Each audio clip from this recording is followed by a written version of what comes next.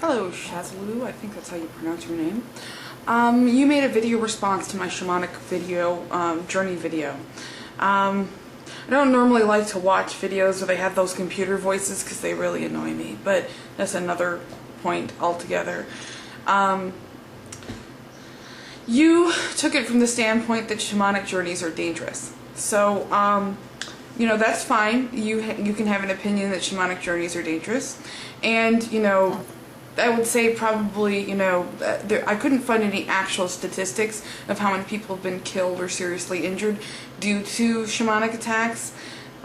So, you know, being that there's, you know, that neo-paganism and Wicca are two of the, you know, like the fastest growing religions in the United States, that there's now over 1 million practitioners, you know, we'll say maybe, I don't know, 50 in 1 million get attacked. So I don't know what that is, but it's very, very small odds. So meaning that the odds are pretty low, you know, I'd hope that, you know, if you're worried about people being in danger, that you would also, you know, focus on some things that perhaps pose more danger. For example, driving. I think it's 1 in 4 people get into a car accident, you know.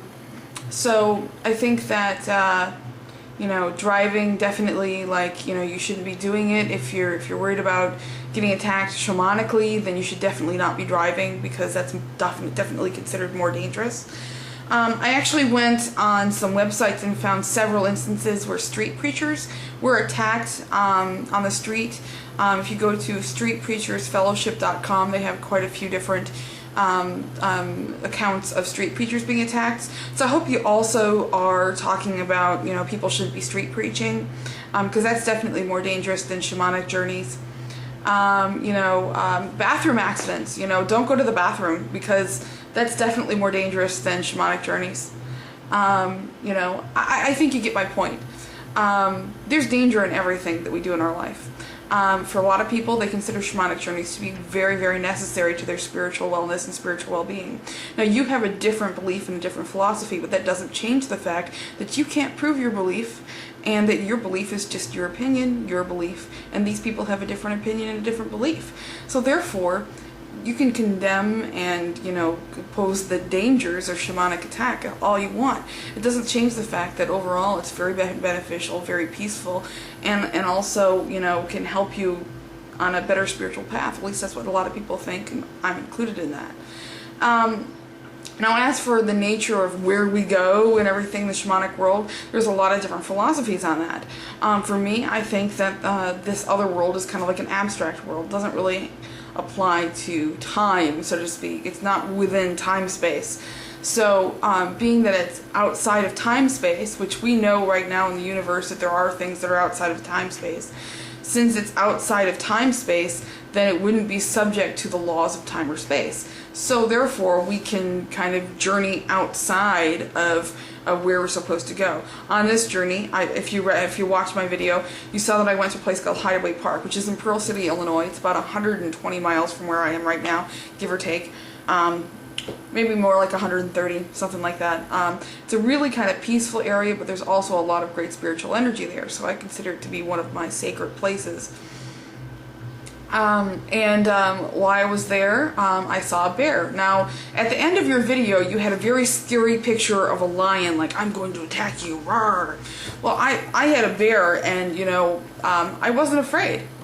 Because, you know, one of the things about, you know, nature religions is that we realize, at least a lot of us do, that we have a kindred with animals. And that, you know, there is kind of a symbiotic relationship there. And that we have something to learn from them, and that they have something to learn from us. And that, you know, we are kind of like the stewards of the planet that are supposed to take care of the planet. We don't always do a very good job of that. And that they can help us in their wisdom as being closer to nature than we are. So there's definitely something to be learned from that. And, you know, all these animals have a certain archetype to them, certain elements that they bring forth. Like the bear is very much about strength, you know, things of that nature. So I don't really see a relevant point to why people shouldn't do shamanic work based on the danger. Being, you know, I mean, granted, I'm not going to say that people don't have, you know, scary experiences once in a great while. I've never had one. But, you know, that's partially probably due to the fact that just like if somebody goes out and, you know, the most car accidents that happen with teenagers. Is that correct? And why is that? Because they're inexperienced drivers and they take risks. The same thing can go with shamanic journeys. That is, if you're inexperienced and you take risks, then you're probably going to have a bad experience. So, you know, work with somebody who knows what they're doing. That's what I do. Her name is Joan Forestmaid. She's been doing this for years and years and years. She really knows what she's doing. She's a great guide. And with her, I have somebody who can guide me along the way. The other thing is that unlike driving, where you sometimes don't have an exit to get out, when you're doing trance work, you can wake up. You know, very rarely can you get stuck and not get out. I mean, like, I've never had that experience, partially because I'm very in control when I go into that environment, and that's part of training.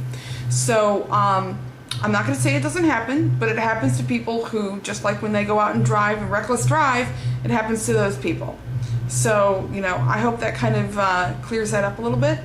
If you have, I see you have plenty of other videos on Wicca and pagan stuff that I had kind of like passed over before. I'm going to see if I can't go through and you know, answer some of your other queries as well.